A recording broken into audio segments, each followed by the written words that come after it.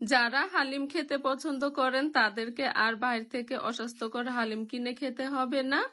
আজকের এই রেসিপিটি দেখে খুব সহজে আপনারা বাসায় বিফ হালিম তৈরি করে নিতে পারবেন। আজকে খুব সহজ একটি রেসিপি আপনাদের সাথে শেয়ার করব। আর আজকের এই হালিমটি আমি রান্না করব প্যাকেটের মশলা দিয়ে। তো চলুন আর কথা না বাড়িয়ে ঝটপট মূল রেসিপিটি দেখে নেওয়া যাক। আমি যেহেতু প্যাকেটের হালিম দিয়ে আজকের এই হালিমটা রান্না করব, তাই এখানে নিয়েছি আমি রাঁধুনি হালিম মিক্স। আপনারা কিন্তু চাইলে যে কোনো ব্র্যান্ডের হালিমটা নিতে পারেন। আর একটি প্যাকেটে থাকে দুটো প্যাকেট, একটি হলো চাল ডালের আর একটি হলো মশলা মিক্স। এবার চাল ডালের প্যাকেটটাকে ঢেলে নিচ্ছি, তারপরে এখানে অ্যাড করে দিতে হবে পরিমাণ মতো ফুটন্ত গরম পানি। এক হাত দিয়ে ফুটন্ত গরম পানি দিতে হবে, আরেক হাত দিয়ে হ্যান্ড উইক্সের সাহায্যে মিশ্রণটিকে ভালোভাবে মিক্স করে নিতে হবে। তা না হলে কিন্তু দলা বেঁধে যাবে। আর অবশ্যই কিন্তু এই কাজটি একটু সাবধানে করতে হবে, কারণ ফুটন্ত গরম পানি। এবার এই মিশ্রণটাকে আধা ঘন্টার জন্য রেস্টে রেখে দিতে হবে। এটা রেস্টে থাক, এই ফাঁকে আমি এখানে পেঁয়াজ কুচি বসিয়ে দিয়েছি, দিয়ে দিচ্ছি পরিমাণ মতো রেগুলার রান্না করার সয়াবিন তেল। এবার এই পেঁয়াজটাকে ভালোভাবে নেড়ে চেড়ে হালকা বাদামি কালার করে নিতে হবে। পেঁয়াজটা হালকা বাদামি কালার হয়ে এসেছে, এখানে আমি এবার অ্যাড করে দিব গরুর মাংস।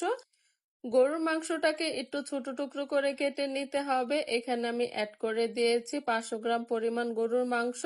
আপনারা চাইলে এর থেকে বেশিও অ্যাড করে দিতে পারেন।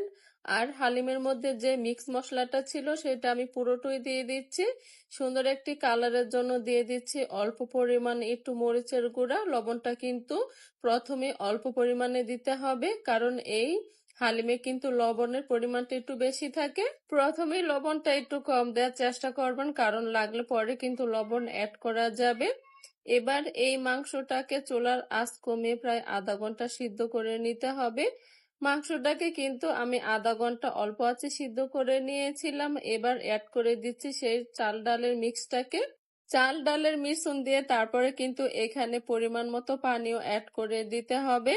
এবার ভালোভাবে নেড়ে চেড়ে দিচ্ছি। যখন মিশ্রণটি ফুটে আসবে তখন চুলার আঁচটিকে কিন্তু কমিয়ে দিতে হবে। এখন কিন্তু কোনো রকমের কাজ নেই, এখন শুধু একটাই কাজ, মাঝে মাঝে এসে হালিমটাকে নেড়ে চেড়ে দিতে হবে, তা না হলে কিন্তু হাঁড়িতে লেগে যাবে।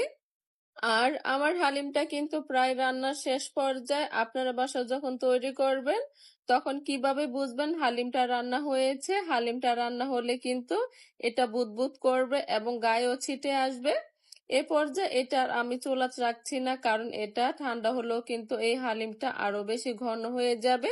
এবার চুলা